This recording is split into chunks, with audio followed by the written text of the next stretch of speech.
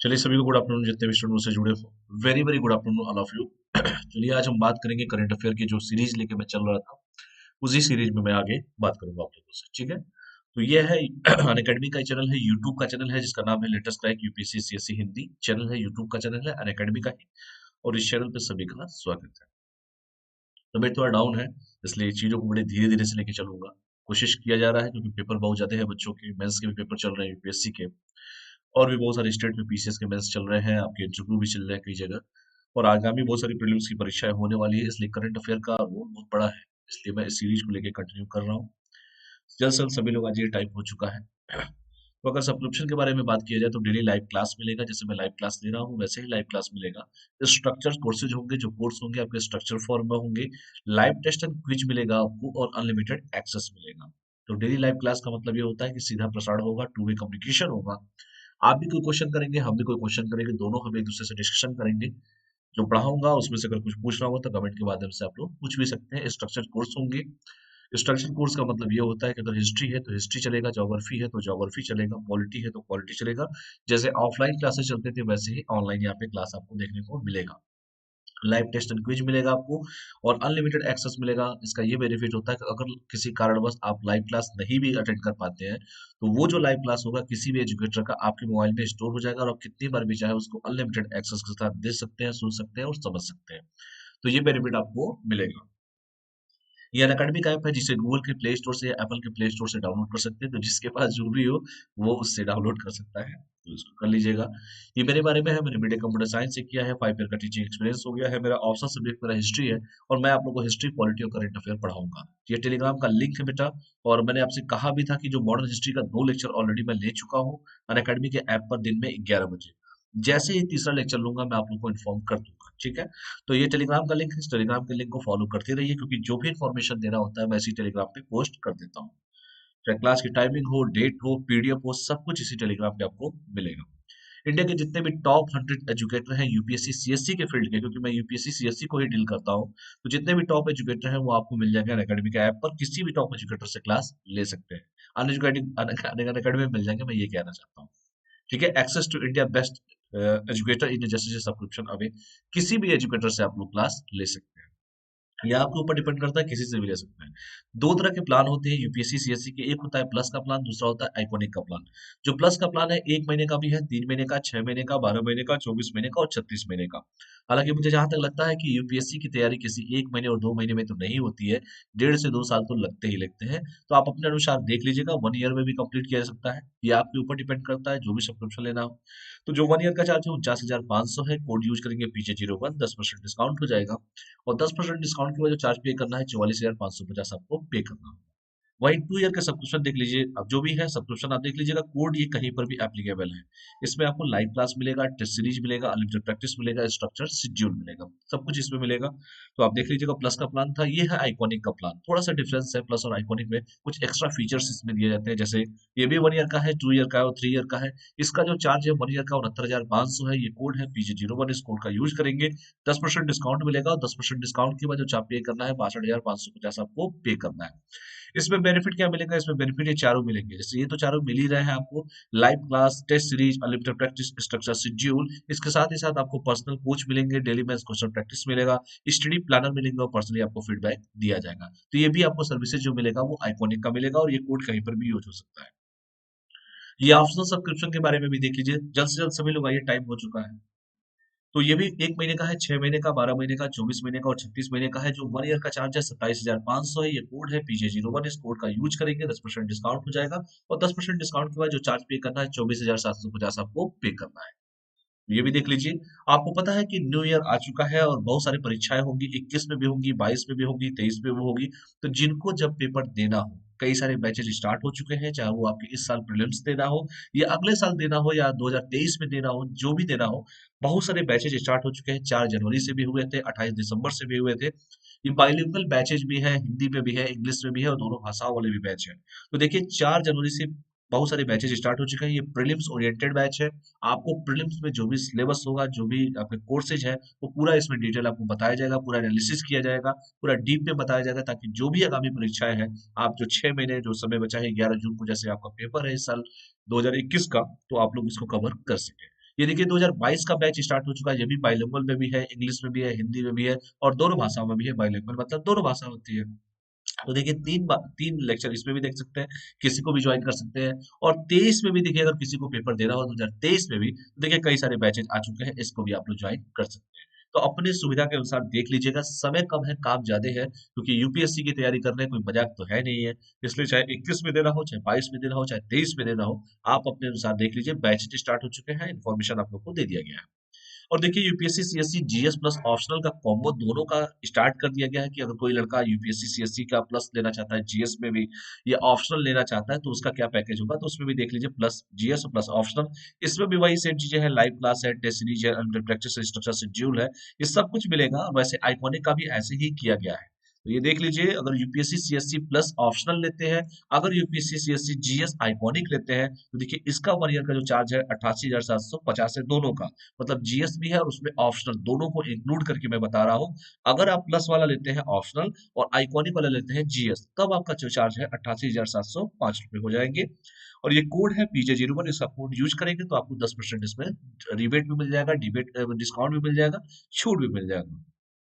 वैसे अगर मान लीजिए UPC CSC GS plus optional अगर लेते हैं, प्लस वाला ओनली, तो आपको 70,103 रुपए आपको पे करने होंगे। ये कोड है, इसका यूज कर लेंगे तो 10% जितना होता है वो भी आपका डिस्काउंट हो जाएगा, PJ01। तो मुझे लगता है कि यहाँ तक किसी को कोई डाउट नहीं होगा।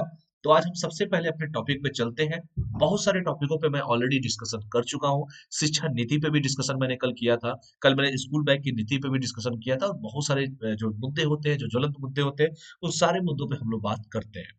हमारा काम ये होता है कि करंट अफेयर जो बच्चों का, जो लोगों को बोझिल लगता है कि करंट अफेयर क्या वनडे एग्जाम के लिए है या यूपीएससी के लिए है या पीसीएस के लिए है, तो मैं आप लोग को पूरा इन्फॉर्मेशन दे देता हूँ बेटा, ये सभी के लिए है। आप यूपीएससी की तैयारी करते हैं तो यूपीएससी लायक भी चीजें इसमें दी जाएंगी।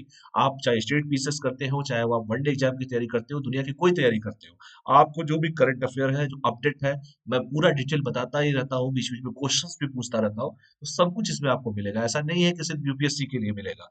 आपका अनुसार है, आप देख लीजिए किसने कहा, किसने क्या नहीं कहा। एक छोटा छोटा जो वन लाइन टाइप का क्वेश्चन होता है वो भी इसमें मिल जाएगा आपको।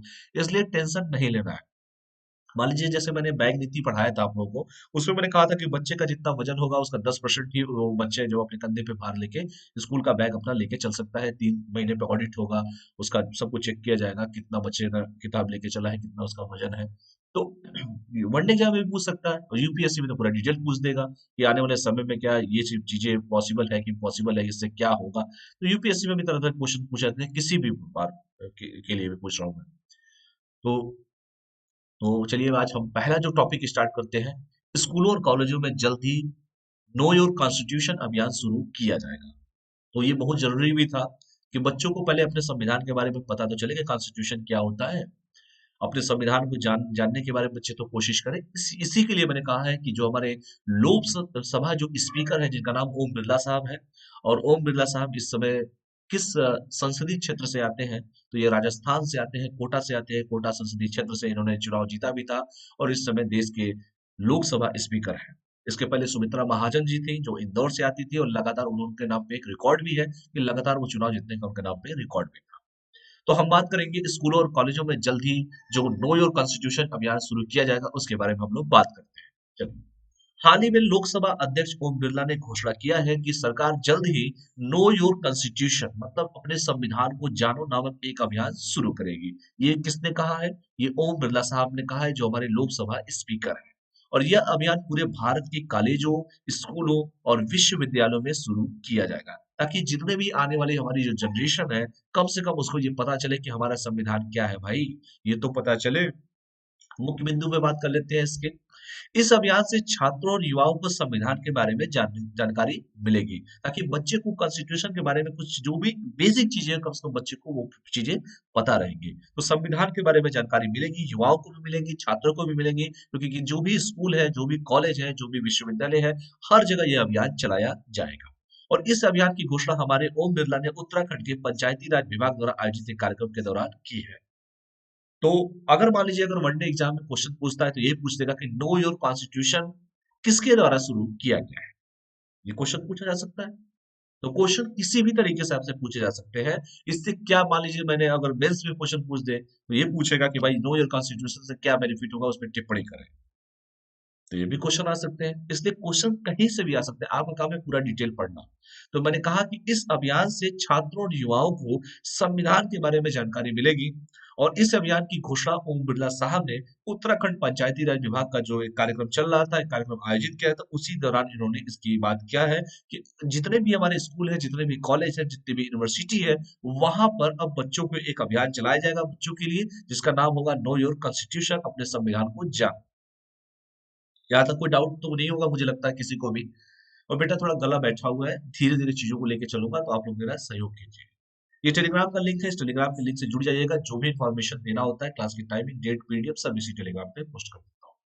तो यहाँ तक मुझे नहीं लगता कि किसी को, ये ओम बिरला साहब है, इस समय लोकसभा स्पीकर है, लोकसभा अध्यक्ष जिसे कहते हैं।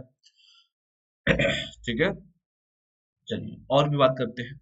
इस आयोजन का विषय क्या था? सबसे पहली बात है कि किसी भी परीक्षा में विषय बड़ा पूछता है, तो इसका विषय था कि पंचायती राज व्यवस्था, सशक्तिकरण, लोकतंत्र। आपको पता है कि पंचायती राज व्यवस्था की स्थापना किसके द्वारा की गई थी? कोई अगर बताना चाहता है तो वो बता सकता है मुझे।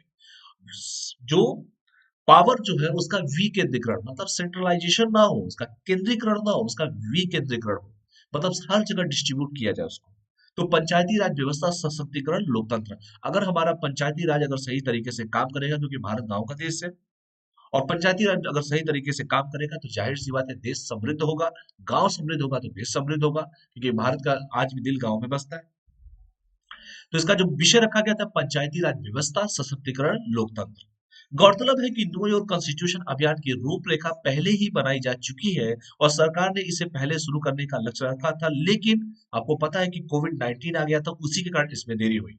तो ऐसा तो था नहीं कि ओम बिरला साहब कहीं बुलाया जाएगा किसी कार्यक्रम में और एक आध वो किसी चीज का ऐलान कर देगा, ऐसा नहीं होता है। इसलिए नहीं होता है कि उसकी रूपरेखा, एक ड्राफ्ट बनाना पड़ता है, वो ड्राफ्ट के बारे में पूरा डिटेल पता करना पड़ता है, ड्राफ्ट कैसे काम करेगा, क्या उससे होगा, ये पूरा नियम पहले ही सब बन चुका था। बस इनको अनाउंसमेंट करना था और ये काम पहले हो चुका होता, लेकिन कोरोना महामारी आने की वजह से इसको पोस्टपोन किया गया था। अब देख ही रहे, धीरे धीरे चीजें सॉल्व हो रही है। अब धीरे धीरे उन सब चीजों के बारे में सरकार जागरूक भी कर रही है लोगों को। अब तो टीका भी आ चुका है। तो सरकार ने कहा है कि देखिए, कोरोना महामारी के कारण हमने इसको लेट किया था, लेकिन अब सही समय है। अब जितने भी हमारे स्कूल है, कॉलेज है, जितने विश्वविद्यालय हैं, वहां पर जो एक अभियान चलाया जाएगा जिसका नाम होगा नो योर कॉन्स्टिट्यूशन। ठीक, यहाँ तक कोई डाउट? तो पंचायती राज व्यवस्था के बारे में आप लोग जान लीजिए कि पंचायती राज व्यवस्था क्या है, और ये पेपर में लगातार पूछा जाता है। पंचायती राज व्यवस्था लगातार प्रीवियस ईयर का क्वेश्चन पेपर उठा के देख लीजिएगा, ये क्वेश्चन हजारों बार आया होगा। तो पंचायती राज व्यवस्था को पहली बार 2 अक्टूबर 1959 को, पॉइंट बी नोटेड, वैसे भी 2 अक्टूबर गांधी जी का जन्मदिन में सबको पता भी है, 1959 को राजस्थान में अपनाया गया था। राजस्थान के नागौर जिला में शायद अपनाया गया था। अगर मैं राइट हूं तो यस लिखिएगा, अगर गलत हूं तो नो लिखिएगा। तो राजस्थान में अपनाया गया था, और इसके तहत ग्राम पंचायती प्रशासन की मुख्य इकाइयां है, ऐसा कहा गया था। क्योंकि गांव जब हमारा बुस्टअप करेगा तो हमारा वैसे भी शहर बुस्टअप हो जाएगा, क्योंकि भारत का दिल आज भी गांव में ही बसता है। गांव का किसान, गांव का हर चीज। हम तो हमारे अन्नदाता को ऊपर देखते हैं कैसे कैसे, मतलब क्या क्या बोला जा रहा है। वो इतने दिनों से वो संघर्ष कर रहे हैं, अभी तक फाइनल रिजल्ट नहीं निकल पाया है। जो हमारे किसान है, देश की रीढ़ की हड्डी है, मैं बार बार कहता हूँ इन बातों को। खैर, मैं उस टिप्पणी पर भी नहीं आऊंगा। पंचायती राज संस्थाओं के 3 स्तर होते हैं। एक ग्राम स्तर पर ग्राम पंचायत होता है, ब्लॉक स्तर पर क्षेत्र पंचायत होता है, और जिला स्तर पर जिला पंचायत होता है। मतलब 3 तरह के पंचायत होते हैं। गांव स्तर पर ग्राम पंचायत होता है, जैसे उसका हेड प्रधान होता है, आप लोगों ने जानते भी होंगे गांव में जो लोग रहते होंगे। ब्लॉक स्तर पर क्षेत्र पंचायत होता है, और जैसे जितने भी बीडीओ का चुनाव होता है, और वही जो बीडीओ के चुनाव जीतता है वो जितने भी ब्लॉक प्रमुख जिसे कहते हैं, उसका हेड ब्लॉक प्रमुख होता है। और जिला स्तर पर जिला पंचायत होता है, और जितना भी जिला पंचायत के सदस्य होते हैं वो सभी लोग एक मिलकर एक जिला पंचायत अध्यक्ष होता है पूरे जिले में, उसका चुनाव होता है। तो 3 स्तर पे ये चुनाव होते हैं। एक ग्राम स्तर पर ग्राम पंचायत, क्षेत्र स्तर ब्लॉक स्तर पर क्षेत्र पंचायत चुनाव होता है, और जिला स्तर पर जिला पंचायत चुनाव होता है। ठीक है, तो इसको ध्यान से रखिएगा, वैसे भी यूपी में चुनाव होने वाला है ग्राम पंचायत, ब्लॉक स्तर पर भी हो रहा है और जिला स्तर पर भी हो रहा है। तो इसको भी आप लोग जान लीजिएगा, और कब स्टार्ट किया गया था, किस जगह से स्टार्ट किया गया था, किस राज्य से स्टार्ट किया गया था, तो ये जरूर आप लोग जानिएगा। राजस्थान के वर्तमान में सीएम कौन है, और राजस्थान में वर्तमान में राज्यपाल कौन है, कमेंट करके प्लीज आप लोग हमको बताइए, क्योंकि वहां पे राजस्थान वैसे भी इंपॉर्टेंट है। जयपुर इसकी राजधानी है, पिंक सिटी के नाम से जाना जाता है। उदयपुर है, झीलों का शहर भी वहीं पे है, और राजस्थान वैसे भी त्योहारों का शहर है। तो राजस्थान के सीएम कौन है और राजस्थान के इसमें वर्तमान में गवर्नर कौन है, थोड़ा हमको कमेंट करके बताइए। ठीक है, तो इसको ध्यान से पढ़ लीजिएगा, पंचायती राज व्यवस्था। और वैसे भी आपके पॉलिटी वाले जो सर होंगे पूरा डिटेल इसमें बताएंगे भी। मेरा काम था कि बस नो योर कॉन्स्टिट्यूशन के बारे में बताना, और नो योर कॉन्स्टिट्यूशन का क्या महत्व होगा, इससे क्या बेनिफिट मिलेगा, क्या हमारे आने वाले जो स्कूल के, कॉलेज के, विद्यालय के, महाविद्यालय के, यूनिवर्सिटी के जितने भी बच्चे होंगे अगर इनको जानेंगे तो उससे क्या हो जाएगा, क्या ये चीजें पहले से लागू थी, क्या एक बैग कह दिया गया। तो जैसे मैंने कहा कि कोरोना महामारी की वजह से इसको पहले से पोस्टपोन, ये तो नियम बना हुआ था, लेकिन कोरोना महामारी की वजह से ही इसको पोस्टपोन किया गया था, लेकिन सही समय अब आ चुका है। तो उत्तराखंड जैसे ही वहां पे ग्राम पंचायती राज का जो मीटिंग चल रहा था उसी कार्यक्रम में इन्होंने इसका ऐलान भी कर दिया। हमारे लोकसभा अध्यक्ष जो है, लोकसभा स्पीकर जो है हमारे इस समय वर्तमान में ओम बिरला साहब है, जो हमारे राजस्थान के ही आपके कोटा का नाम सुना होगा, कोटा, जहाँ पे बच्चे आईआईटी की तैयारी करने जाते हैं, बहुत सारी चीजों की तैयारी करने, बहुत अच्छा खूबसूरत जगह है कोटा, तो वहीं से वो संसदीय चुनाव जीत कर भी आए हैं। तो पूरा डिटेल मैंने इसको बता दिया है, आप अपने तरीके से इसको देख लीजिएगा। ठीक है, चलिए। पेपर में कई बार पूछा गया है कि राजस्थान की कौन सा जिला है, तो इसको भी ध्यान से देखिए। अगला जो टॉपिक है केंद्र सरकार का, यह टॉपिक डिजिटल कैलेंडर और डायरी लॉन्च की है।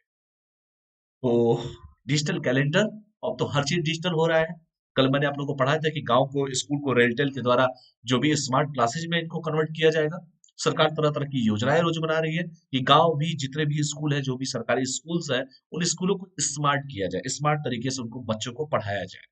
और जैसे मैंने कहा था कि रेलटेल के द्वारा ये बीड़ा उठाई गई है। रेलटेल ने कहा है कि सर हम प्रपोजल आपको दे रहे हैं, अगर आपको समझ में आया तो आप बताइए, बस हाँ बोलिए, मैं काम करने के लिए तैयार हूँ। तो देखते हैं क्या है। यहाँ तक किसी कोई डाउट है? कोई भी डाउट? चलिए, अगला जो टॉपिक है, केंद्र सरकार ने डिजिटल कैलेंडर और डायरी लॉन्च किया है। तो इससे क्या हो जाएगा? डिजिटल कैलेंडर और डायरी लॉन्च करने के लिए, वो भी केंद्र सरकार के द्वारा किया गया है, तो वैसे भी ये महत्वपूर्ण है। और कैसे कैसे क्या है इसके बारे में थोड़ा सा हम लोग चर्चा कर लेते हैं। हाल ही में केंद्रीय सूचना और प्रसारण मंत्री, कौन है हमारे केंद्रीय सूचना और प्रसारण मंत्री? कमेंट करके कोई बताना चाहता है तो बता सके, वरना आप देख सकते हैं, प्रकाश जावड़ेकर साहब नाम है इनका। तो ये वर्तमान में केंद्रीय सूचना और प्रसारण मंत्री ने भारत सरकार के डिजिटल कैलेंडर और डायरी को लॉन्च किया है। और ये कैलेंडर और डायरी के एंड्रॉयड और आईओएस दोनों मोबाइल एप्लीकेशन लॉन्च किए गए हैं। ये दोनों में हो सकता है भाई, जो डिजिटल कैलेंडर होगा, जो डायरी होगा, चाहे आपका एंड्रॉयड हो चाहे आईओएस हो, दोनों मोबाइल एप्लीकेशन लॉन्च किए गए हैं इसके साथ। ठीक है, मुख्य बिंदु पे बात कर लेते हैं कि इस डिजिटल कैलेंडर और डायरी ऐप मुफ्त है और इन्हें प्ले स्टोर या एप्पल के प्ले स्टोर से डाउनलोड किया जा सकता है। तो आप लोग डाउनलोड कर लेंगे, इसमें तो महारत हासिल है आप लोग को। और यह 15 जनवरी 2021 से, 15 जनवरी 2021 से, तो 15 जनवरी बेटा आने ही वाला है, देख ही रहे हैं। वैसे भी खिचड़ी आ रहा है, मकर संक्रांति कब पड़ता है पता ही होगा सभी को। तो 15 जनवरी को ही, इसी साल इसी महीने में 15 जनवरी, आज वैसे भी आपका कितना वैसे भी आपका कितना तारीख है आज? आपका 13, 14, 15, 2 दिन बच्चे भी हैं। तो 15 जनवरी जो है 2021 को 11 भाषाओं में उपलब्ध होगा। और डिजिटल कैलेंडर और डायरी में हर महीने एक थीम और एक संदेश होगा। भाई ऐसा तो मोदी जी करेंगे ही, कुछ ना कुछ तो करना ही है उनको। तो वो 15 जनवरी 2021 से होगा, 11 भाषाओं में होगा, और हर महीने उसमें क्या होगा, कुछ ना कुछ अपडेशन होता रहेगा। लेकिन डिजिटल कैलेंडर और डायरी में हर महीने एक थीम और एक संदेश होगा, और इसमें हर महीने एक प्रसिद्ध भारतीय व्यक्तित्व को फीचर किया जाएगा। तो वैसे भी देख रहे हैं, राष्ट्रवाद तो वैसे भी हावी है। तो सरकार ने कहा है कि भैया हम डिजिटल कैलेंडर और डिजिटल डायरी लॉन्च करेंगे हम। और आप अपने मोबाइल में प्ले स्टोर से, एप्पल के प्ले स्टोर से इसको डाउनलोड भी कर सकते हैं। यह 11 भाषाओं में होगा, 15 जनवरी से इसको लॉन्च किया जाएगा। और जैसे मैंने कहा कि हर महीने कुछ ना कुछ उसमें एक अलग फीचर्स होगा, हर महीने एक थीम और एक संदेश होगा उसमें। वैसे भी जैसे मोदी जी मन की बात करते हैं, ऐसे ही कोई संदेश इसमें भी होगा। और इसमें हर महीने एक प्रसिद्ध भारतीय व्यक्तित्व जो है को फीचर किया जाएगा। इसको ध्यान से देख लीजिएगा। और आगे बात करते हैं। यह ऐप विभिन्न सरकारी कार्यक्रमों के लॉन्च के बारे में जानकारी भी प्रदान करेगा, और इस डिजिटल कैलेंडर को डिजिटल इंडिया के विजन के तहत लॉन्च किया गया है। तो अभी तक तो मेक इन इंडिया था, तो डिजिटल इंडिया भी देख लीजिए। और वैसे भी हर चीज अब डिजिटलीकरण सबसे ज्यादा हो रहा है। इसके साथ ही साथ सूचना और प्रसारण मंत्रालय के तहत bureau of outreach and communication ने राष्ट्रीय सूचना विज्ञान केंद्र, नेशनल इंफॉर्मेटिक्स सेंटर एनआईसी के साथ मिलकर डिजिटल कैलेंडर और डायरी ऐप को बनाया है। तो ये भी पूछा जा सकता है कि ये किसके द्वारा, दोनों किन लोगों के द्वारा मिलकर बनाया गया है, तो इसको आप लोग ध्यान से पढ़ लीजिएगा कि सूचना और प्रसारण मंत्रालय के तहत जो bureau of outreach and communication ने एनआईसी के साथ मिलकर इसको जो डिजिटल कैलेंडर और डायरी जो है उस ऐप को बनाया है। और फिलहाल यह ऐप हिंदी और अंग्रेजी भाषा में उपलब्ध है और इसे जल्द ही 11 अन्य भारतीय क्षेत्रीय भाषाओं में उपलब्ध कराया जाएगा, ताकि कोई भी व्यक्ति होगा वो आसानी से अपनी भाषा में उन चीजों को समझ सकता है, उसमें मंथन कर सकता है, वो संदेश जो होगा उसको पढ़ सकता है। तो इन सब चीजों को शुरुआती दौर में अभी हिंदी और इंग्लिश ही चलेगा। आने वाले समय में जितने भी क्षेत्रीय भाषाएं हैं, अभी तो 11 की बात की जा रही है, आने वाले समय में इसको बढ़ाया भी जाएगा। इसको ध्यान से पढ़ लीजिएगा। ऐप की विशेषताएं देख लीजिए कि डिजिटल ऐप भारत सरकार की विभिन्न योजनाओं और प्रकाशनों की नवीनतम जानकारी प्रदान करेगा। इस ऐप पर भारत सरकार की जो भी योजनाएं हैं, क्योंकि उसका प्रमोट भी करना है सरकार को, तो विभिन्न योजनाओं और प्रकाशनों की नवीनतम जानकारी प्रदान करेगा, अप टू डेट रहेगा। जो भी सरकार की योजना होगी, जो भी अधिक से अधिक लोगों तक नहीं पहुंच पा रही है, इसके माध्यम से भी पहुंचाने का सरकार के द्वारा प्रयास किया गया है। और यह छुट्टियों और अन्य महत्वपूर्ण तिथियों के बारे में भी जानकारी प्रदान करेगा। ठीक है, तो उसको गोला कर लीजिएगा आप लोग, जो छुट्टी वाला समय होगा। और इस ऐप में मीटिंग शेड्यूल करने का भी फीचर है, और इस ऐप में दृष्टिबाधित दिव्यांगजनों के लिए भी सुविधाएं होंगी। सबसे अच्छी बात तो यही है कि जो हमारे जो दिव्यांग व्यक्ति हैं, जिनको दिव्यांग जो हमारे व्यक्ति हैं, जो हमारे मित्र, जो दोस्त, जो लोग हैं, जो मेरे साथी हैं, जो हम लोग के कलीग हैं, उनके लिए भी ये विशेष सुविधाएं रहेंगी। ठीक है, तो इसको भी ध्यान से आप लोग देख लीजिएगा। इस ऐप की सबसे अच्छी खासियत यही भी रहेगी कि इस ऐप में दृष्टिबाधित और दिव्यांग जनों के लिए भी सुविधाएं होंगी। तो इन सब चीजों को भी आप लोग देख लीजिएगा। तो देखिए, government of India calendar and diary, तो आप लोग ऐप डाउनलोड करके इसको चेक कर लीजिएगा, क्योंकि कुछ चीजें जो है चेक करके ही अच्छे से समझ में आती है। यहाँ तक किसी को कोई समस्या है तो आप कमेंट करिए और बताइए, नहीं तो हम आगे बढ़े, क्योंकि कई चीजें ऐसी होती हैं कि जो बताना बड़ा जरूरी हो जाता है कभी काल। और कई सारे टॉपिक्स होते हैं, जैसे मैंने कहा कि नो योर कॉन्स्टिट्यूशन।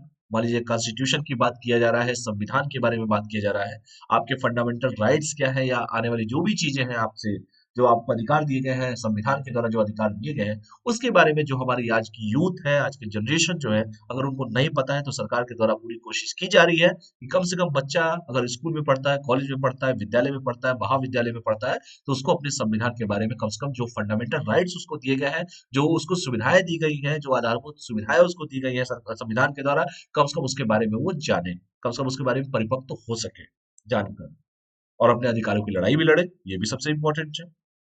तो ये भी चीजें हैं, तो इसको भी ध्यान से देख लीजिएगा।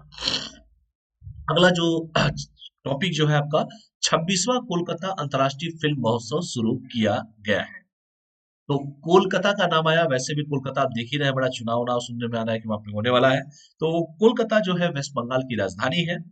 पश्चिमी बंगाल कलकत्ता, पूर्वी बंगाल जिसे बांग्लादेश कहते हैं।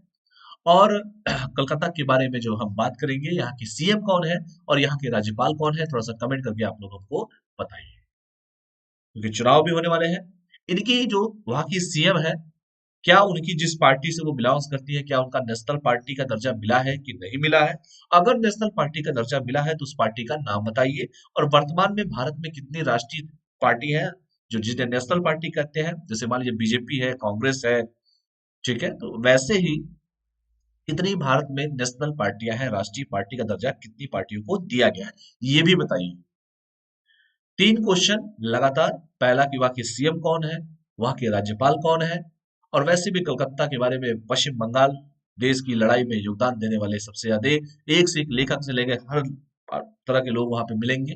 और वैसे ही आपने देखा बंगाल विभाजन भी किया गया था, क्योंकि उस समय बंगाल, बिहार, उड़ीसा, पूर्वी बंगाल, पश्चिम बंगाल इतना बड़ा एरिया था। कहा यह गया था कि प्रशासन नहीं संभल पा रहा है, लेकिन सच्चाई तो यही थी कि power of centre of power वहीं पे था।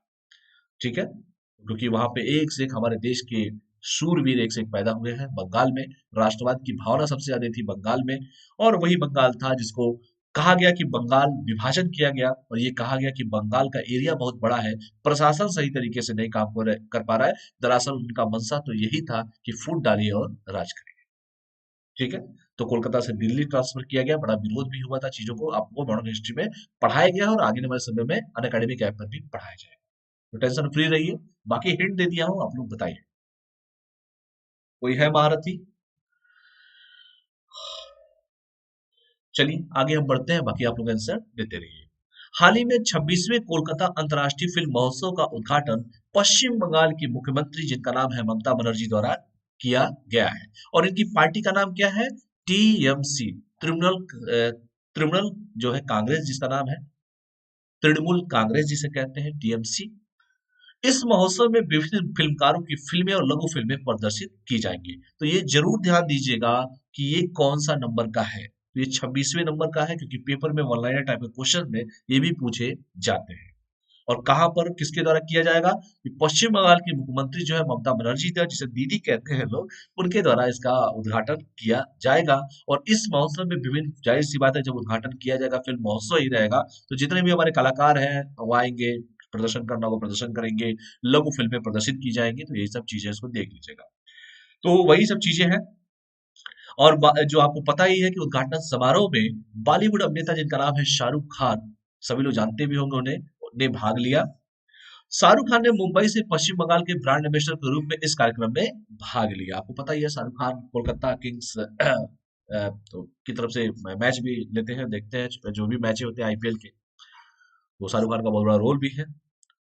चलिए आगे बढ़ते हैं।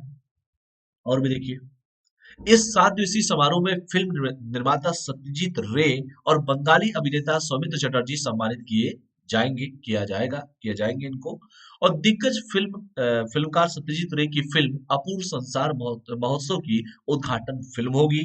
और सौमित्र चटर्जी की कुछ अन्य फिल्में हैं, जैसे व्हील चेयर है, देखा है, आकाश कुसुम है, गणदेवता है, मयूराक्षी है, पोडोस्कोफे है, पोनी है, भोमन है, इत्यादि जो भी है, इनकी फिल्मों का महोत्सव उद्घाटन किया जाएगा। तो बस इतना लंबा चौड़ा नहीं पढ़ना, जो मुख्य मुख्य चीजें उसको पढ़ लीजिएगा। कि ब्रांड एम्बेसडर कौन है? तो शाहरुख खान है, सभी लोग को पता भी है, कलकत्ता। और कलकत्ता राइडर्स जो आईपीएल में देखते हैं, जैसे आपका किंग्स इलेवन पंजाब है, वैसे कलकत्ता है। जैसे हैदराबाद सनराइज है, वैसे ही वो भी है। तो जैसे मैंने कहा कि दिग्गज फिल्मकार सत्यजीत रे की जो फिल्म है अपूर्व संसार, जो है महोत्सव की उद्घाटन फिल्म होगी। तो ये आपके लिए इंपॉर्टेंट रहता है कि महोत्सव की जो उद्घाटन फिल्म कौन होगी, वो होगी सत्यजीत रे साहब की जो फिल्म है अपूर्व संसार, ये होगी। बाकी ये सब चीजें देख लीजिएगा।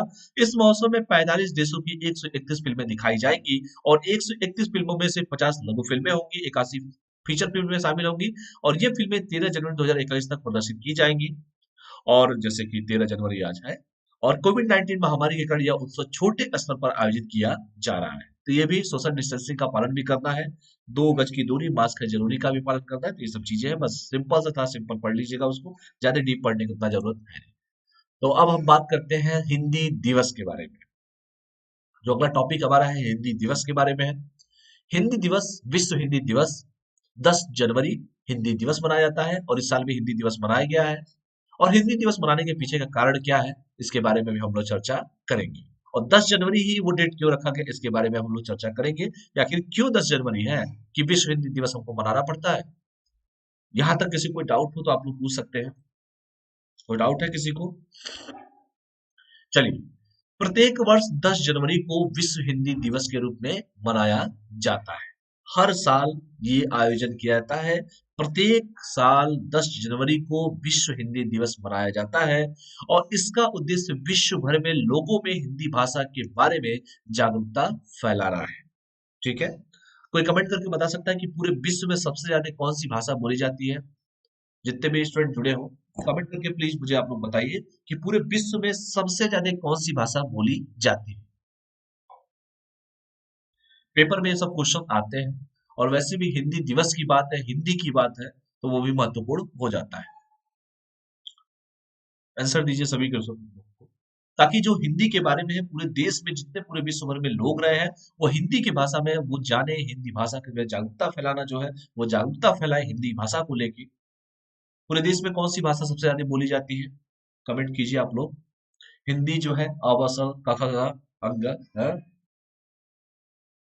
और हिंदी की सबसे अच्छी खासियत तो ये है कि क से कबूतर पढ़ते हैं और ग से ज्ञानी पढ़ते हैं। क ख ग घ यही पढ़ते होंगे ना आप लोग। देखिए, मैं अगर चलिए हिंदी पे थोड़ा सा करते हैं बचपना। क से ज्ञ पे आते हैं। तो हम लोग क से क्या पढ़ते हैं? कबूतर। ज्ञ से पढ़ते हैं ज्ञानी। देखिए ये हिंदी की इतनी अच्छी खूबसूरती है। ए से पढ़ते हैं एप्पल, और जेड से पढ़ते हैं जेब्रा। ये इंग्लिश की खूबसूरती देख लीजिए। ए से एप्पल ही पढ़ते होंगे, या ए से जो भी पढ़ना होगा आप लोग पढ़ते होंगे, लेकिन जेड से जेब्रा होंगे। क से कबूतर, ज्ञ से ज्ञानी। तो ये हिंदी की सबसे अच्छी खूबसूरती है। ठीक है, चलिए थोड़ा सा एंजॉय कर लीजिए आप लोग, इन सब चीजों को भी जानिए, इसके बारे में जानना चाहिए। तो हिंदी की भाषा को अधिक से अधिक देशों में, विश्व भर में जो लोग हैं उसको और फैलाएं, उसकी जागरूकता को फैलाएं, हिंदी के बारे में लोगों को बताएं। और हिंदी तो इतनी खूबसूरत भाषा है कि पूरे देश में बोली जाती है। लेकिन मैंने आप लोगों से कहा कि सबसे ज्यादा पूरे विश्व में कौन सी भाषा बोली जाती है, ये पेपर में लगातार पूछा जाता है। तो वही है कि प्रत्येक वर्ष 10 जनवरी को विश्व हिंदी दिवस के रूप में मनाया जाता है।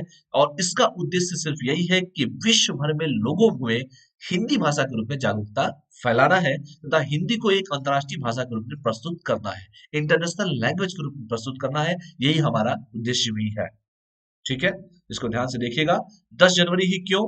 कि पहला विश्व हिंदी सम्मेलन जो हुआ था 10 जनवरी 1975 को नागपुर में आयोजित किया गया था। और नागपुर का संतरा बड़ा फेमस है, आरएसएस का हेडक्वार्टर भी नागपुर ही है। और हमारे नितिन गडकरी साहब भी नागपुर से ही आते हैं, नागपुर महाराष्ट्र में ही पड़ता है, ये भी जान लीजिए। तो ये जरूरी है कि 1975 को इसको शुरुआत किया गया था। पहला हिंदी दिवस जो विश्व हिंदी दिवस मनाया गया था 10 जनवरी 1975 को मनाया गया था। तो 75 25 उधर और 20 इधर, 45 साल हो भी गए।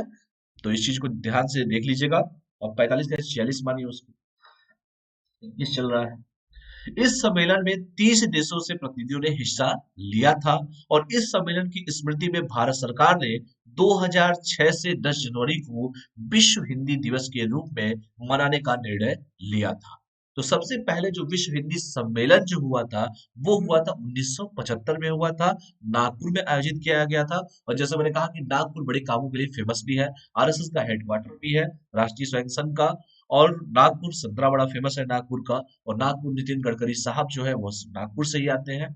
और नागपुर महाराष्ट्र में भी पड़ता है, ये भी आप लोगों को पता होगा। और मैंने कहा कि इस जो सम्मेलन किया गया था, उस जो इस साल सम्मेलन जो किया गया था, जैसे मैंने कहा कि 2006 से ये डिसाइड किया गया था कि हर साल इसको किया जाएगा, 10 जनवरी को किया जाएगा। तो मैंने कहा कि इस साल 30 देशों से प्रतिनिधियों ने हिस्सा लिया था। और इस सम्मेलन की स्मृति में भारत सरकार ने 2006 से ये अनाउंसमेंट कर दिया कि भैया 10 जनवरी का जो दिन होगा वो विश्व हिंदी दिवस के रूप में मनाया जाएगा, इसका निर्णय लिया गया था। यहाँ तक कोई डाउट है किसी को? मुझे नहीं लगता कि इसमें भी कोई डाउट होगा, क्योंकि ये सब तो चीजें वही है। यह हिंदी दिवस के अलग कैसे है, थोड़ा सा इसको जान लीजिए क्या है। हिंदी दिवस प्रतिवर्ष 14 सितंबर को मनाया जाता है, और ये है विश्व हिंदी दिवस। ये जरूर ध्यान दीजिएगा, मैं विश्व हिंदी दिवस की मैं बात कर रहा हूँ। तो आपको सभी को पता होगा कि वो तो सितंबर में पड़ता है हिंदी दिवस, और ये मैं बात कर रहा हूँ विश्व हिंदी दिवस के बारे में। तो कंफ्यूजन मत रखिएगा, ये विश्व हिंदी दिवस, इसको देख लीजिए एक बार और आप लोग। पहला विश्व हिंदी सम्मेलन जो हुआ था मैंने कहा 1975 में हुआ था। और मैंने कहा कि 2006 से 10 जनवरी को विश्व हिंदी दिवस मनाया जाएगा। और मैंने कहा कि हिंदी दिवस जो हमारा है वो तो 14 सितंबर को पड़ता है, लेकिन विश्व हिंदी दिवस 10 जनवरी को मनाया जाता है। और जैसे मैंने कहा कि हिंदी दिवस प्रतिवर्ष 14 सितंबर को मनाया जाता है, क्योंकि इसी दिन हिंदी को आधिकारिक भाषा के रूप में मान्यता मिली थी। और कमेंट करके आप मुझे बताइए कि कितनी भारत में आधिकारिक भाषाएं कितनी है, कोई बता सकता है? तो बताइए आप लोग।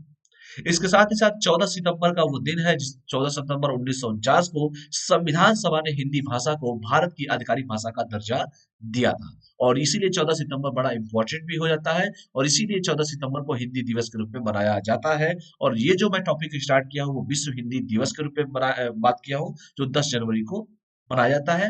पहला जैसे मैंने कहा कि सम्मेलन जो हुआ था वो नागपुर में हुआ था, 1975 में हुआ था। और 2006 से सरकार ने डिसाइड किया कि इसको हर साल मनाया जाएगा। और विश्व हिंदी दिवस का जो उद्देश्य है कि इंटरनेशनल लेवल पर हिंदी भाषा को प्रोत्साहन दिया जाए। जबकि हिंदी दिवस को केवल राष्ट्रीय स्तर पर ही मान्यता, क्योंकि हिंदी दिवस भारत की बात किया जा रहा है और विश्व हिंदी दिवस इंटरनेशनल लेवल पे बात की जा रही है। इसको भी आप लोग ध्यान से पढ़ लीजिएगा कि उसके प्रमोशन के लिए, हिंदी भाषा को और लोकप्रिय बनाने के लिए पूरे विश्व लेवल पे यह विश्व हिंदी दिवस मनाया जाता है। और इस साल भी जैसे मैंने कहा कि मनाया गया है, 30 देशों के प्रतिनिधियों ने इसमें पार्टिसिपेट किया है, भाग लिया है। इसको भी ध्यान से आप लोग पढ़ लीजिए। यहाँ तक कोई डाउट है किसी को तो बताए कोई। तो छोटी छोटी मगर मोटी बातें टाइप के करंट अफेयर है, तो अगर पढ़े तो सही तरीके से पढ़े। अगला जो टॉपिक है, मोदी इंडिया कॉलिंग 2021 पुस्तक का विमोचन किया गया है। तो क्या है ये पुस्तक का विमोचन, और वो जो पुस्तक का नाम है देख लीजिएगा, मोदी जी है, इंडिया कॉलिंग 2021। 20 के बाद 21 ही आता है, तो ये भी ध्यान दीजिएगा। तो आपको पता है कि प्रवासी भारतीय दिवस मनाया गया है 9 जनवरी 1915 को, जब हमारे देश के देश में गांधी जी साउथ अफ्रीका से भारत आते हैं, इसीलिए 9 जनवरी को प्रवासी भारतीय दिवस मनाया जाता है। 2003 से लगातार प्रवासी भारतीय दिवस मनाया जा रहा है, और ये सरकार जब से आई है तब से तो और धूमधाम से मनाया जा रहा है।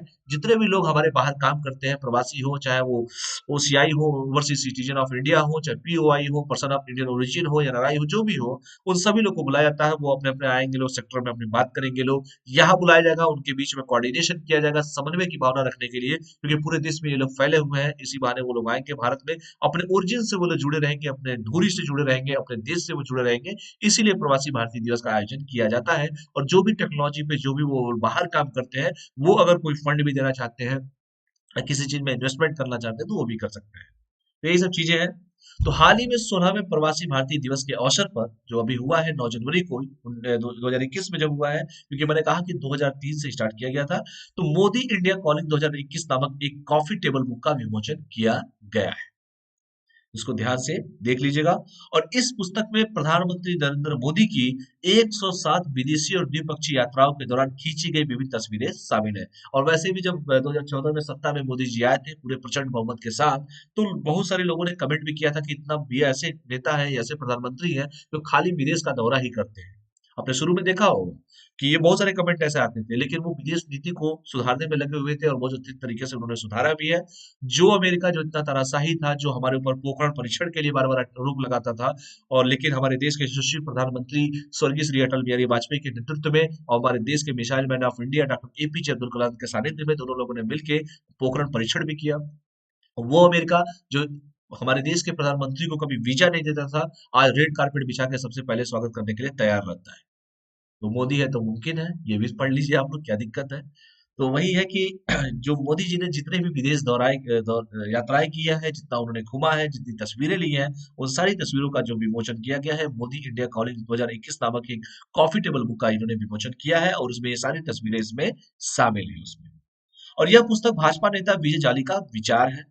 तो नेता लोग तो विचार देते ही रहते हैं, और इसे दिल्ली भाजपा के आदेश आदेश गुप्ता ने जारी किया था। और इस पुस्तक का प्रकाशन मनीष मीडिया द्वारा किया गया है।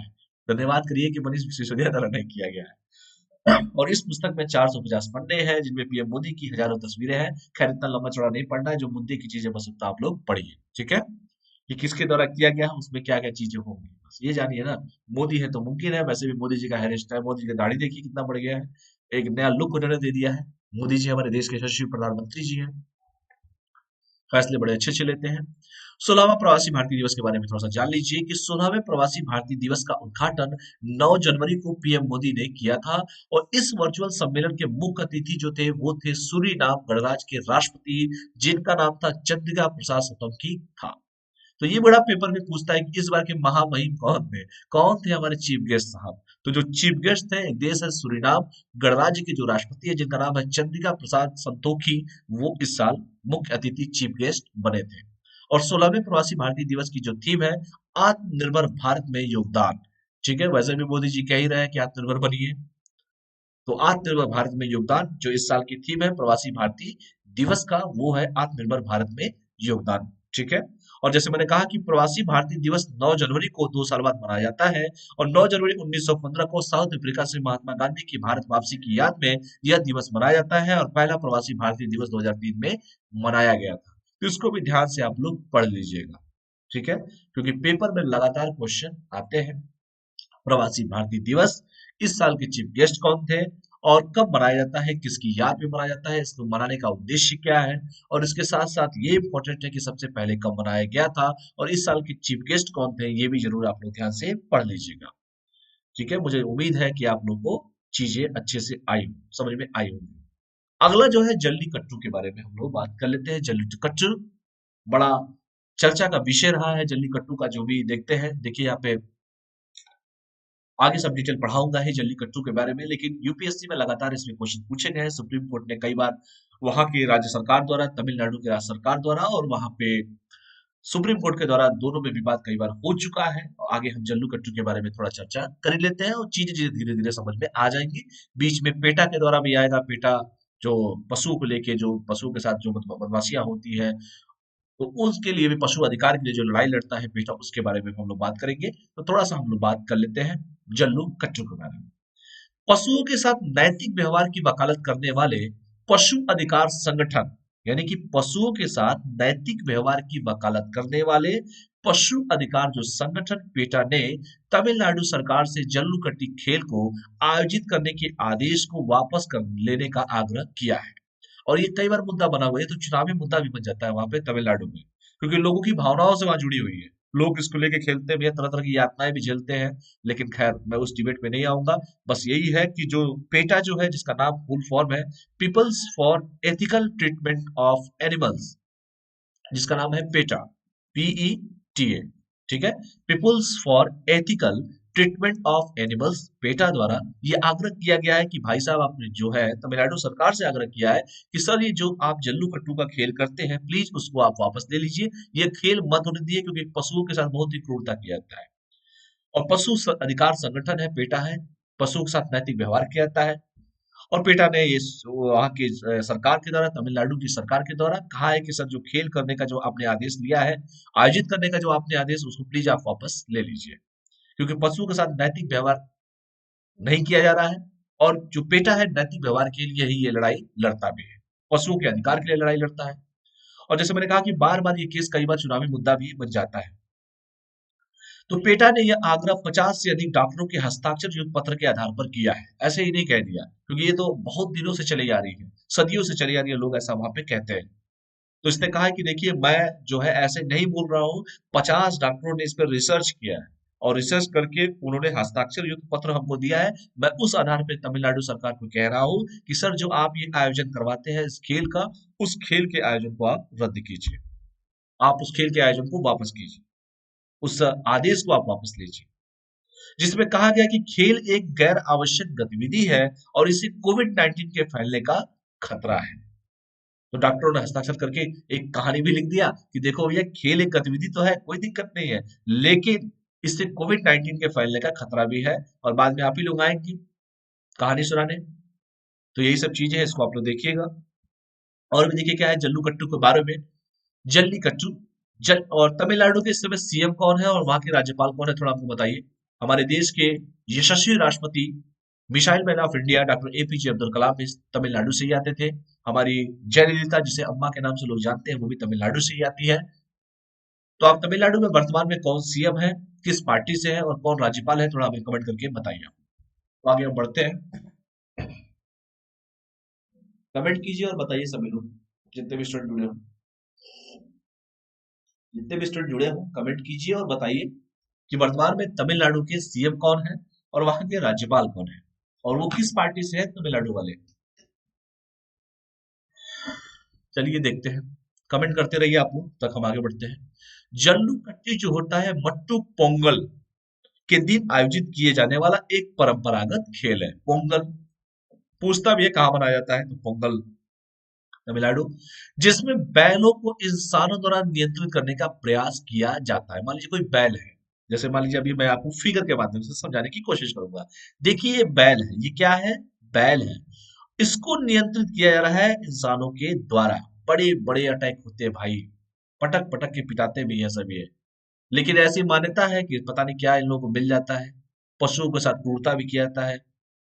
और ये खेल है जो पोंगल के दिन किया जाता है, और ये तमिलनाडु में होता है। तो ये देखिए, इनको नियंत्रित किया जा रहा है, बैलों को नियंत्रित किया जा रहा है इंसानों के द्वारा, उसी के बारे में मैं बात करूंगा। तो देखिए, तो मैंने कहा कि जिसमें बैलों को इंसानों के द्वारा नियंत्रित करने का प्रयास किया जाता है। और जो पोंगल तमिलनाडु में 4 दिन तक चलने वाला त्योहार पोंगल के तीसरे दिन मनाया जाता है। अच्छी बात है, त्योहार मनाने के कई तरीके होते हैं, इनका एक अलग तरीका है। और जल्लू कट्टू जो है तमिल शास्त्रीय युग 400 से 100 ईसा पूर्व से संबंधित एक प्राचीन खेल है। और इसका वर्णन प्रसिद्ध तमिल महाकाव्य शिल्पाधिकारम और 2 अन्य ग्रंथों, माली पादुकाम और कालिथोई में भी मिलता है। ये सदियों से चला आ रहा है, इन लोगों की ऐसी मान्यता है कि भाई इसका जो, इसके बारे में जो कहा गया है, ये प्राचीन खेल है। और इसका जो वर्णन है प्रसिद्ध तमिल महाकाव्य जो है उसमें इसका वर्णन किया गया है। जिसमें कहा 2 अन्य ग्रंथों, जिनमें माली पादुकाम और जो काली गुथाई, काली थोगई जो है, इनका नाम ही ऐसा है, में मिलता है। तो ये प्राचीन खेल है, ये परंपरागत, इनको लगता है कि ये प्राचीन काल से चली आ रही है। और मान्यता जैसे भारत में तो आपको पता ही है कि जो मान ले वही सत्य है, उस पे कोई साइंस चलता नहीं है, लोगों की भावनाओं से जुड़ा होता है। तो वो यही चीजें हैं। जितने भी बैल होते हैं उनको जो खेला जाता है पोंगल के तीसरे दिन, जैसे मैंने कहा कि 4 दिन का खेल होता है, और 4 दिन तक चलने वाले त्योहार पोंगल के तीसरे दिन ये मनाया जाता है। तो ये भी ध्यान दीजिएगा जी। तो बेटा ने कहा कि भाई साहब जो आप आने से प्लीज आप उसको रखिए, ऐसा ऐसा कहानी है, इतने दिन तक कब तक चलेगा ये। इसके अलावा एक 2500 साल पुरानी गुफा पेंटिंग में एक बैल को नियंत्रित करने वाले एक आदमी को दर्शाया गया है, जिसे इसी खेल से जोड़ा जाता है। बताइए, पुरानी चीजें हैं, कब का लेके बैठे हुए हैं सब। लेकिन समस्या तो ये है कि अगर सरकार भी अगर इस पे रोक लगा दे तो भाई उनका चुनाव गड़बड़ हो जाएगा, क्योंकि लोगों की भावनाओं से जुड़ा हुआ चीज है वो भी तमिलनाडु में। चलिए केंद्र सरकार कुछ कह भी दे, केंद्र सरकार भी उसके में हाथ नहीं डालेगी, क्योंकि राज्य सरकार का विषय हो गया। और राज्य सरकार समझ ही रहे हैं, अब वो भी करेगी तो उसके लिए समस्या हो जाएगी। तो जल्लूकट्टू को येरुथी जूथल, मधु पिथिगल, पोल ऋदु पिथिगल जैसे अन्य नामों से भी जाना जाता है। ये साउथ के नाम है, इसको भी देख लीजिएगा। जल्लूकट्टू से जुड़ा विवाद देखिए क्या विवाद है। 2010 में animal welfare board of India की अगुवाई में एक जांच किया गया था, और जांच में कहा गया था कि जल्लूकट्टी स्वाभाविक रूप से जानवरों के लिए क्रूर है। मैंने कहा ना कि उसको नियंत्रित इंसानों के द्वारा किया जाता है, बहुत यातनाएं झेलनी पड़ती है भाई। लेकिन लोगों की भावनाओं से जुड़ा हुआ है। लोगों ने कहा कि हमारे महाकाव्य में भी लिखा है, प्राचीन ग्रंथों में इसके बारे में वर्णन है, और हमारे उससे रिलेटेड है भाई, हमारे धर्म से रिलेटेड है वो चीजें, हमारे त्योहारों से रिलेटेड वो चीजें। हमको लगता है कि हम अपने पाप को उस खेल के द्वारा दूर कर लेंगे। लेकिन खैर, सरकार हाथ डालने से बचती है, सभी को पता है जो फैक्ट है, जो सच्चाई है। तो यही सब चीजें, इसको ध्यान से आप लोग पढ़ लीजिएगा। इसके बाद से भारतीय पशु संरक्षण संगठनों के संघ जो है, एफआईएपीयू और पेटा इंडिया जो है, जैसे पशु कल्याण संगठनों ने इस प्रथा का विरोध करना शुरू कर दिया था। तो कोई ना कोई संगठन आएगा ही जो विरोध करेगा ही, क्योंकि सरकार के भरोसे तो देख ही रहे क्या होता है वहां पे। वर्ष 2014 में पेटा की एक याचिका पर सुनवाई करने के बाद हमारे सुप्रीम कोर्ट ने जल्लूकट्टी को प्रतिबंधित कर दिया था। तो पेटा ने कहा कि भैया देखिए, पशु के साथ बड़ी क्रूरता की जाती है और हम बर्दाश्त नहीं करेंगे, हमको राज्य सरकार का वो नहीं है, हमको रिपोर्ट देना, हमने रिपोर्ट दिया है। और उसने सुप्रीम कोर्ट चला गया, एक याचिका डाल दी। सुप्रीम कोर्ट ने कहा कि भैया हम जल्लू-कट्टू का जो खेल है हम उसको पूरी तरह से प्रतिबंध कर देते हैं। आगे कहानी देखिए क्या हुआ। फिर सुप्रीम कोर्ट के द्वारा जल्लू-कट्टू पर प्रतिबंध लगाए जाने के बाद राज्य भर में बहुत भीषण जो है विरोध प्रदर्शन होने लगे। और मैंने कहा ना कि केंद्र सरकार नहीं हाथ डालेगी, न राज्य सरकार हाथ डालेगी, क्योंकि लोगों की भावनाओं से जुड़ा हुआ मुद्दा है। और जहां जिस देश में लोगों से जुड़े हुए कोई मुद्दे होते हैं, भावनाओं से जुड़े कोई मुद्दे होते हैं, उसमें सरकारें बसती है। ये सबसे बड़ा ड्रॉबैक है एक तरह से, क्योंकि वो हाथ नहीं डालेंगे। तो पेटा ने कहा कि देखिए भाई, यहाँ पे पशुओं के साथ क्रूरता की जाती है, और वो सुप्रीम कोर्ट गया। सुप्रीम कोर्ट ने 2014 में बैन लगा दिया था, और इत्तेफाक से देखिए 2014 में मोदी जी भी सत्ता में आए थे मई में। तो सुप्रीम कोर्ट ने प्रतिबंधित कर दिया, और जब प्रतिबंधित कर दिया तो वहां की राज्य सरकार के जो लोग थे, उन्होंने क्या किया कि उस प्रतिबंध को हटाने के लिए खूब भयंकर वहां पे प्रदर्शन, विरोध प्रदर्शन चालू हो गए। और जब विरोध प्रदर्शन हो गए तो आपको पता ही है क्या होगा। तो यही सब चीजें हैं। फिर राज्य सरकार कहेगी नहीं नहीं नहीं भैया, वापस लीजिए, चुनाव का समय है। इसके बाद 2017 में तमिलनाडु सरकार ने सर्वसम्मति से पशु क्रूरता निवारण अधिनियम 1960 में संशोधन करने के लिए सांस्कृतिक विरासत को संरक्षित करने और बैलों की देशी नस्लों के अस्तित्व और निरंतरता को सुनिश्चित करने के लिए एक कानून बनाया, और उसके बाद जल्लूकट्टी आयोजन पर प्रतिबंध भी समाप्त हो गया। तो मैंने कहा ना, राज्य सरकार क्यों करेगी, वो उसको चुनाव दिखाई देता है, उसे वोट दिखाई देता है, उसे वोट बैंक की राजनीति दिखाई देती है। उसे पशुओं की क्रूरता से क्या मतलब। उसने कह दिया कि ये सत्य है, लोगों ने कहा कि हमारी भावनाओं से जुड़ा इस खेल को कैसे प्रतिबंध कर सकते हैं, हमने आपको चुना है भाई। कहेगा हाँ हाँ बिल्कुल, आप लोगों ने चुना है, एकदम सत्य है। हम जाएंगे सुप्रीम कोर्ट, कैसे कर देगा सुप्रीम कोर्ट, ये हमारे राज्य का विषय, हमारी भावनाओं से जुड़ा हुआ है। तो वही सब चीजें हुई। तो इसको देखिए। उसके बाद उन्होंने क्या किया, पशु क्रूरता निवारण अधिनियम 1960 में संशोधन किया। उसके बाद सांस्कृतिक विरासत को संरक्षित करने और बैलों की देशी नस्लों की अस्तित्व और निरंतरता को सुनिश्चित करने के लिए एक कानून बनाया, और वो कानून, इसके बाद जो जल्लू-कट्टू का जो प्रतिबंध था उसको समाप्त कर दिया गया। हालांकि अभी भी भारतीय पशु संरक्षण संगठनों के संघ जो है, एफआईएपीओ और पेटा इंडिया जैसे पशु कल्याण संगठनों समेत पशु प्रेमियों द्वारा इस प्रथा का विरोध किया जाता है। और मैंने शुरुआत में ही कहा कि पेटा ने कहा है कि भाई साहब जो आदेश है प्लीज आप उसको वापस ले लीजिए, क्योंकि पशु के साथ बड़ी क्रूरता होती है। लेकिन सरकार कहाँ मानने वाली है, सरकार मान जाए। आपको याद होगी कि तमिलनाडु की सरकार थी, जब हमारे भूतपूर्व प्रधानमंत्री स्वर्गीय श्री अटल बिहारी वाजपेयी, भारत रत्न स्वर्गीय श्री अटल बिहारी वाजपेयी की सरकार एयरपोर्ट से गिर गई थी। वैसे कैसे मान लेंगे वो लोग, बनाना पड़ता है। तो ये सब चीजें देखिए। पेटा के बारे में जानिए, पेटा क्या है, कई बार पेपर में पूछा है। और पेटा के वर्तमान में ब्रांड इन्वेस्टर कौन है, थोड़ा ये भी हमको बता दीजिएगा। People's for ethical treatment and animals PETA. People's for the ethical treatment and animals PETA एक पशु अधिकार संगठन है जो पशु के अधिकारों के बारे में लड़ाई लड़ता है। पशु के क्रूरता से संबंधित अगर कहीं भी कोई समस्या होती है तो इसके लिए पेटा तैयार रहता है। और यही पेटा है कि 2014 में सुप्रीम कोर्ट गया था और किसने कहा था कि सर पशुओं के साथ बड़ी क्रूरता हो रही है, प्लीज आप इस पे रोक लगाइए सुप्रीम कोर्ट से। और सुप्रीम कोर्ट ने तुरंत रोक लगा दिया था। लेकिन आपको पता ही है, बाद की कहानी सब बता ही चुका हूँ। और इस संगठन ने पशुओं के साथ नैतिक व्यवहार के पक्षधर लोग काम करते हैं। जिनके अंदर एथिक्स होगा वही काम करेंगे। एथिकल होना भी बड़ा जरूरी है। और ये तो आपके यूपीएससी के सिलेबस में है, पार्ट 4 में दिया भी है। और ईमानदार होना जरूरी नहीं, ईमानदार दिखना भी चाहिए। ठीक है, तो इसको भी ध्यान दीजिएगा, एथिक्स भी पढ़ना है आप लोगों को। यह संस्था जानवरों के अधिकारों की स्थापना और बचाव के लिए समर्पित है। और यहाँ पशुओं की देखरेख से लेकर उनके रख रखाव तक का पूरा ध्यान रखा जाता है। ये संस्था बड़ी समर्पित है और समर्पित जो लोग होंगे वही इसमें काम भी करेंगे और नैतिक व्यवहार के पक्षधर होते हैं और वो लोग काम करते हैं, पशु के अधिकारों के लिए काम करते हैं। और जैसे मैंने कहा कि ये जो संस्था होती है पशु के अधिकारों, जानवरों के अधिकारों के लिए पूर्णतः समर्पित है। और ये पशु की देखरेख से लेकर उनके रख रखाव का सारा पूरा ध्यान ये संस्था रखती है। और पेटा का गठन 1980 में इंटीग्रेटेड न्यूक्लियर इलेक्ट्रिक पुचुक द्वारा किया गया था। यह पूरे संसार का सबसे बड़ा पशु अधिकार संगठन है। और इसका मुख्यालय यूएसए के वर्जीनिया के नॉर्फोलेक में स्थित है। तो ये भी ध्यान रख लीजिएगा कि ये पूरे विश्व में भी है, ये पूरे संसार का सबसे बड़ा पशु अधिकार संगठन है पेटा। और इसका जो हेडक्वार्टर है अमेरिका यूएसए संयुक्त राष्ट्र अमेरिका के वर्जीनिया के नॉर्फोलेक में स्थित है। तो पेटा के बारे में पढ़ लीजिएगा। जल्लू कट्टू लगातार पेपर में पूछा गया है। जल्लू कट्टू के ऊपर इंटरव्यू में भी पूछा जाता है, मेंस में भी पूछा जाता है, प्रीलिम्स में भी कई बार पूछा गया था। और ये एकदम ज्वलंत मुद्दा है। जैसे कावेरी जल विवाद एक ज्वलंत मुद्दा है। जैसे आपका कई सारे ऐसे मुद्दे हैं जो हमेशा ज्वलंत ही रहते हैं। जैसे सिंधु नदी जल समझौता 1960, ये मुद्दा हुआ। तो हमेशा आप देखोगे पेपर में हमेशा ये मुद्दे जब कुछ भी होता है तो फिर ये सब मुद्दे उठ जाते हैं। तो इस चीजों को भी ध्यान दीजिएगा। अगला जो टॉपिक है आपका पासपोर्ट से रिलेटेड है, हेनले पासपोर्ट इंडेक्स 2021। क्योंकि पासपोर्ट रहेगा, वीजा रहेगा, तो ही आप लोग कहीं बाहर घूमने जाएंगे। पासपोर्ट होना जरूरी है। तो उसमें क्या हमारी स्थिति है, इसके बारे में थोड़ा सा हम लोग बात कर लेते हैं। और ये लास्ट टॉपिक ही रहेगा जहां तक मुझे लगता है। बाकी जितने भी टॉपिक पढ़ाए गए हैं कैसे लगे हैं प्लीज अपने कमेंट आप लोग जरूर दीजिएगा। और ये टेलीग्राम का लिंक है, अनअकैडमी प्रिंसिपल के नाम से टेलीग्राम का लिंक है। इस टेलीग्राम के लिंक को फॉलो करते रहिए। मॉडर्न हिस्ट्री का क्लास बहुत जल्दी आपके दिन में 11 बजे अनअकैडमी के ऐप पर फिर से चालू होने वाला है। 2 क्लास ऑलरेडी मैं ले चुका हूँ। यूरोपीय वाणिज्य कंपनियों का भारत आगमन और आधुनिक भारत का आर्थिक इतिहास अभी चल रहा है, उसी का आगे का सीरीज में फिर से स्टार्ट करूंगा, कंटिन्यू किया जाएगा वहीं से। ये कोड है, इस कोड का यूज करके सब्सक्रिप्शन पे अपने 10% डिस्काउंट पाया जा सकता है किसी भी सब्सक्रिप्शन पे। पीजे 01। तो मैं बात, हालांकि मैं यूपीएससी सीएससी को करता हूँ, पढ़ाता हूँ तो ये चीजें ध्यान दीजिएगा। Henley passport index 2021।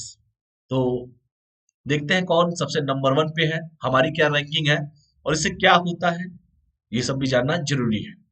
हाल ही में जारी किए गए हेनले पासपोर्ट इंडेक्स 2021 में दुनिया के सबसे दमदार पासपोर्ट की सूची में भारतीय पासपोर्ट 3 स्थान खिसक कर 85वें स्थान पर पहुंच गया है। 85 खिसक कर पहुंच गया है, सोचिए। और उल्लेखनीय है कि पिछले 16 वर्षों से हेनले एंड पार्टनर्स द्वारा प्रतिवर्ष हेनले पासपोर्ट इंडेक्स जो है वो जारी किया जाता है। तो ये जरूर ध्यान दीजिएगा कि किसके द्वारा जारी किया जाता है। तो वो किया जाता है हेनले एंड पार्टनर्स के द्वारा जारी किया जाता है। पिछले 16 साल से ये जारी कर रहा है। और जैसे मैंने कहा कि हमारी जो रैंकिंग है, पहले मान लीजिए 82 था, 3 स्थान पीछे घटक कर 85 पे हम लोग आ चुके हैं हेनले पासपोर्ट इंडेक्स में। अब इंडेक्स के बारे में क्या, इससे क्या होगा, आखिर क्या है ये रैंकिंग, थोड़ा सा इसके बारे में जान लेते हैं। हेनले पासपोर्ट इंडेक्स के बारे में जानिए कि इंटरनेशनल एयर ट्रांसपोर्ट एसोसिएशन के आंकड़ों के आधार पर प्रतिवर्ष हेनले पासपोर्ट एंड पार्टनर्स द्वारा हेनले पासपोर्ट इंडेक्स जारी किया जाता है।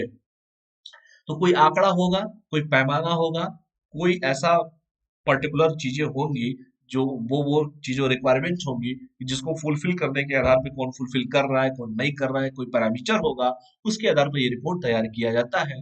और जैसे मैंने कहा कि इंटरनेशनल एयर ट्रांसपोर्ट एसोसिएशन के आंकड़ों के आधार पर इसको तैयार किया गया था। और उसमें बताया गया है कि सर भारत का जो रैंकिंग है वो 3 स्थान पीछे खिसक कर अब पहले 82 पे पहले था तो अब 85 पर आ गया है। इसको आप लोग ध्यान से पढ़ लीजिएगा, इसमें ज्यादा डीप बताने की जरूरत नहीं है।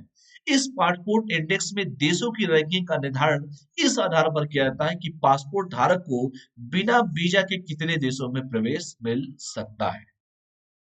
और हेल्दी पासपोर्ट इंडेक्स वैश्विक नागरिकों के लिए एक अमूल्य संसाधन है और इस क्षेत्र में सरकार की नीतियों के लिए मानक संदर्भ प्रदान करता भी है। ये सब चीजें आप लोग देख लीजिएगा। और मेन सीधे क्वेश्चन सीधे पूछता है कि नंबर वन पे कौन था, भारत की क्या रैंकिंग थी। तो जैसे मैंने कहा कि देशों की जो रैंकिंग की जाती है, इस आधार पर क्या था कि पासपोर्ट धारक जो भी होगा, जिसके पास पासपोर्ट होगा, वो बिना वीजा के कितने देशों में प्रवेश मिल सकता है। और हेल्थ पासपोर्ट इंडेक्स वैश्विक नागरिकों के लिए एक अमूल्य संसाधन है और इस क्षेत्र में सरकार की नीतियों के लिए मानक संदर्भ प्रदान करता है। और भी तथ्य देखिए, इस वर्ष के हेल्दी पासपोर्ट इंडेक्स में ज्यादातर शीर्ष देश जो है यूरोपीय देश है, वो तो भाई विकसित देश है। और हालांकि सिर्फ 3 स्थानों पर एशियाई देश है, ये 3 देश है, देख लीजिए कौन कौन से हैं। जापान, जिसके बारे में सभी लोग जानते हैं, जापान के पासपोर्ट के साथ 191 देशों के बिना वीजा की यात्रा की जा सकती है। तो जापान का पासपोर्ट अगर होगा तो 191 देशों की बिना वीजा की यात्रा की जा सकती है, तो नंबर वन पे जापान ही हो गया। और वही जापान है जिसने हिरोशिमा और नागासाकी का अटैक तक झेला, लेकिन उसने अपना पूरा का पूरा दिमाग इनोवेशन पर निकाला, टेक्नोलॉजी पर निकाला। और आज जापान से अगर कोई सीखने वाला देश है तो मैं बार बार कहता हूँ जापान है। वो जापान जिसने हिरोशिमा और नागासाकी का अटैक झेला, लेकिन अपनी टेक्नोलॉजी को इतना बूस्टअप किया कि आज हमारा जो मेट्रो है उसी का दिया हुआ है। आज जो बुलेट ट्रेन की जो बात की जा रही है, हम जापान के सहयोग से बुलेट ट्रेन की बात कर रहे हैं। तो उसने अपने टेक्नोलॉजी को देखिए कितना विकसित किया। अगर किसी के ऊपर अटैक हो जाए, कुछ भी हो जाए, तो लोग कहेंगे हम क्या करें, हमारे पास तो समस्या पैदा हो गई। लेकिन उस देश के बारे में सीखिए जिसने इतना बड़ा बड़ा अटैक झेला हो, वो है जापान। तो जापान के पासपोर्ट के साथ 191 देशों की बिना वीजा की यात्रा की जा सकती है। और सिंगापुर यहाँ के पासपोर्ट के साथ 190 देशों की बिना वीजा की यात्रा की जा सकती है। तो यही एक इंडेक्स है, यही सब चीजें बताई जाती है कि भैया जो देश सबसे ज्यादा बिना वीजा की यात्रा करा दे। तो देखिए पहला स्थान हो गया जापान, दूसरा है आपका कौन सा देश है आपका, सिंगापुर है। सिंगापुर बड़ी खूबसूरत जगह है। और कोरिया और जर्मनी यहाँ के पासपोर्ट के साथ 189 देशों की यात्रा की जा सकती है। और इस रैंकिंग में अंतिम स्थान 110वें स्थान पर हमारा अफगानिस्तान है। अफगानिस्तान की राजधानी काबुल है, ठीक है। और हमारे बड़े प्रिय संबंध है अफगानिस्तान के साथ। हेल्थ पासपोर्ट इंडेक्स 2021 की रिपोर्ट के अनुसार इस वर्ष भारत के पासपोर्ट की रैंकिंग में 3 पायदान की गिरावट आई है। पहले 82 पे था, अब 85 पे हो गया। और पिछले वर्ष के रैंकिंग में 82वां था, मैंने कहा कि 50वां हो ही गया है। और भारत के साथ ताजिकिस्तान भी 84वें स्थान पर है। चलो कोई तो हमारा साथ दे ही रहा है, ताजिकिस्तान दे रहा है। और चीन के अतिरिक्त सभी पड़ोसी देशों के मुकाबले भारत की स्थिति बेहतर है। चाइना समझ ही रहे हैं, इतने खुरापाती है सभी, तो इसे पासपोर्ट कहते हैं, सभी लोग जानते भी होंगे। और इस रैंकिंग में चीन है 17वें स्थान पर है, भूटान 90वें, श्रीलंका 100वें, बांग्लादेश 101, नेपाल 104, पाकिस्तान 107 है भाई। तो सब हमसे बढ़िया खाली चीन है, बस ये समझ लीजिए, बाकी सब पीछे ही है हम लोग के। अच्छी बात है, खुशी की बात है। और भारतीय पासपोर्ट धारक Bhutan, Cambodia, Indonesia, Macao, Maldives, Myanmar, Nepal, Sri Lanka, Thailand, Kenya, Mauritius, Seychelles, Zimbabwe, Uganda, Iran और कतर सहित 58 देशों में बिना वीजा के यात्रा कर सकते हैं। तो हम लोग कितने देशों में यात्रा कर सकते हैं, इतना जो देश का नाम बताया हो वहां पर बिना वीजा की यात्रा की जा सकती है। इसको भी ध्यान से आप लोग पढ़ लीजिएगा। और आज का क्लास यहीं पर समाप्त होता है। किसी को भी कोई डाउट हो, कुछ पूछना हो, कुछ बचा हो, तो आप लोग पूछ सकते हैं। और बेटा ये टेलीग्राम का लिंक है, अनअकैडमी प्रिंस जायसवाल के नाम से टेलीग्राम का लिंक है। अनअकैडमी मेरे नाम के आगे लगा दीजिएगा, प्रिंस जायसवाल टेलीग्राम का लिंक आपको मिल जाएगा।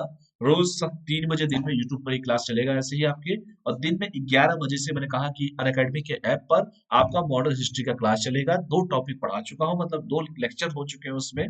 पहला था आधुनिक भारत का, ये पहला था यूरोपीय वाणिज्य कंपनियों का भारत आगमन, जिसमें मैंने पुर्तगाली, डच, अंग्रेज और फ्रांसीसियों के बारे में बताया था। दूसरा टॉपिक था आधुनिक भारत का आर्थिक इतिहास, इकोनॉमिक हिस्ट्री ऑफ इंडिया। उसी का जो अगला जो सीरीज है, जब मैं स्टार्ट करूंगा तो मैं टेलीग्राम पे पोस्ट कर दूंगा, तो आप लोग टेलीग्राम को फॉलो करते रहें। और ये कोड है, इस कोड का यूज करके अपने सब्सक्रिप्शन पे 10% डिस्काउंट पा सकते हैं। तो चाहे वो पासपोर्ट इंडेक्स हो, चाहे नो योर कॉन्स्टिट्यूशन हो, चाहे वो जल्लू कट्टू की घटना हो, चाहे विश्व हिंदी दिवस हो, हिंदी दिवस, विश्व हिंदी दिवस, ये जितनी भी चीजें हैं कॉपी पे नोट करते चलिएगा, कॉपी पे अपने लिखते चलिएगा। क्योंकि जो भी 2021 की परीक्षाएं होंगी, चाहे आपके वनडे एग्जाम हो, चाहे वो आपका यूपीएससी का परीक्षा हो, चाहे आप 2022 दे, 23 दे, तो कम से कम इन शब्दों से आप सब खेलना सीख जाए, परिपक्व हो जाए। धीरे धीरे चीजों को करेंगे, एक अवैध कुछ नहीं होता है। पेशेंस के साथ लगे रहिए, हर चीजें आपको मिलेंगी, चाहे वो इंटरनेशनल रिलेशन का मुद्दा हो, चाहे वो सिक्योरिटी से संबंधित मुद्दा हो, चाहे वो कॉन्स्टिट्यूशन से संबंधित मुद्दा हो, चाहे वो आर्ट एंड कल्चर से संबंधित मुद्दा हो। हर ज्वलंत मुद्दे को उठाया जाएगा और ऐसे ही पढ़ा जाएगा। और जितना मैं इसमें बताता हूँ उससे ज्यादा जो मैं बोलता हूँ वो इम्पोर्टेंट है। तो इसको लिखते चलिए, पीडीएफ मैं दे दूंगा आप लोगों को। उसके साथ साथ जो क्वेश्चन बीच में पूछे जा रहे हैं, जैसे मान लीजिए तमिलनाडु के बारे में मैंने पूछा कि तमिलनाडु में इस समय सीएम कौन है, तमिलनाडु के राज्यपाल कौन है। और जैसे मैंने कहा कि रामेश्वर, वहां पे हमारे डॉक्टर एपीजे अब्दुल कलाम साहब, मिसाइल मैन ऑफ इंडिया, वहां जन्म भी हुआ था तमिलनाडु में, रामेश्वरम में। और वैसे भी तमिलनाडु बड़ा इंपॉर्टेंट जगह है। जैसे मैंने क्वेश्चन आपसे कोलकाता के बारे में पूछ दिया कि कोलकाता की सीएम कौन है, कोलकाता के राज्यपाल कौन है, कोलकाता में जो पार्टी जो सत्ता में है वो किस पार्टी से है, और वो पार्टी क्या नेशनल पार्टी का दर्जा प्राप्त है कि नहीं है। अगर उसे नेशनल पार्टी का दर्जा प्राप्त है तो नेशनल पार्टी का दर्जा प्राप्त करने का क्या तरीका होता है। और वर्तमान में भारत में कितने नेशनल पार्टी है। तो जितने भी क्वेश्चन होते हैं उसी के सब क्वेश्चन आपके बराबर निकलते जाते हैं। और यही पेपर में सबसे इंपॉर्टेंट होता है कि आपको पूरा डायमेंशन पता हो, कहीं से भी क्वेश्चन आए घुमा फिरा के, मुद्दे की चीज कम से कम आपके पास रहे, शब्द रहे, उतना नॉलेज रहे कि ताकि आप किसी भी चीजों को सही तरीके से खेल सकें। तो बढ़िया से खेलिए, कल फिर मिलेंगे एक नए तैयारी के साथ, नए अप्रोचेस के साथ मिलेंगे, उस पर आगे बात किया जाएगा। तो ये टेलीग्राम का लिंक मैंने दे दिया है, कोड दे दिया है। चैनल को लाइक किया कीजिए और अपने कमेंट, अपने रिव्यू प्लीज दिया कीजिए आप लोग, क्योंकि आपके कमेंट के द्वारा ही हमें पता चल पाता है कि और क्या उसमें सही तरीके से किया जा सकता है। बाकी तो मैं कोशिश पूरा करता हूँ, बाकी आप लोग की मर्जी, जो आप लोग को करना हो वो कीजिए। लेकिन जो अगर सही चीजें हो, अगर आपको लगता है कि इससे कोई बेनिफिट है, तो आप कमेंट और लाइक का बटन जरूर दया कीजिए, चैनल को शेयर कीजिए, लाइक कीजिए, सब्सक्राइब कीजिए। Thanks for all. कल फिर मिलेंगे, तब तक के लिए आप लोग पढ़ाई करते रहिए, स्वस्थ रहिए, मस्त रहिए, पढ़ते रहिए। बहुत बहुत धन्यवाद। क्लास में यहीं पे ऑफ करता हूँ। Thank you all of you. Class को यहीं पे ऑफ किया जा रहा है। बहुत बहुत धन्यवाद।